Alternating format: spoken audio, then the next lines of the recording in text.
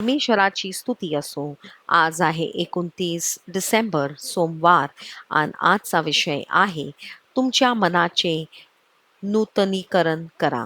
रोमकरास 12:2 म्हणते आणि या जगात अनुकरण करू नका, तर तुमच्या मनाच्या नूतनीकरण रूपांतरित व्हा. जेणेकरून तुम्ही देवाच्या चांगली, स्वीकार्य आणि परिपूर्ण इच्छा काय आहे हे सिद्ध करू शकाल. पास्टर ख्रिस आपल्याला शिकवतात, आजच्या जगात लोक अनेक वेगवेगळ्या मानसिकतेने प्रभावित होतात. काही नकारात्मक विचारांनी आकार घेतात, जे त्यांनी कालांतराने त्यांच्या हृदयात घेऊन येऊ दिले आहेत.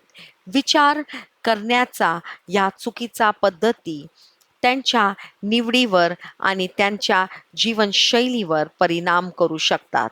पण जेव्हा तुम्ही नव्याने जन्म घेता, तेव्हा देवाचे वचन एक शक्तिशाली साधन बनते, जे तुमचे मन बदलते. ते त्यात योजनेशी सहमत नसलेल्या विचार धुवून टाकते आणि तुमच्या जीवनासाठी त्याचे सत्य, प्रेम आणि उद्देश प्रतिबिंबित करण्यासाठी तुमच्या विचारांना पूर्ण पुन्हा प्रोग्राम करते.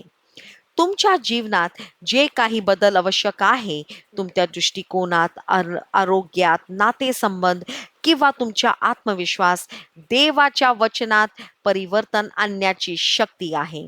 म्हणून वचनाचा अभ्यास करणे आणि त्यावर मनन करणे ही तुमची दैनंदिन सवय बनवा.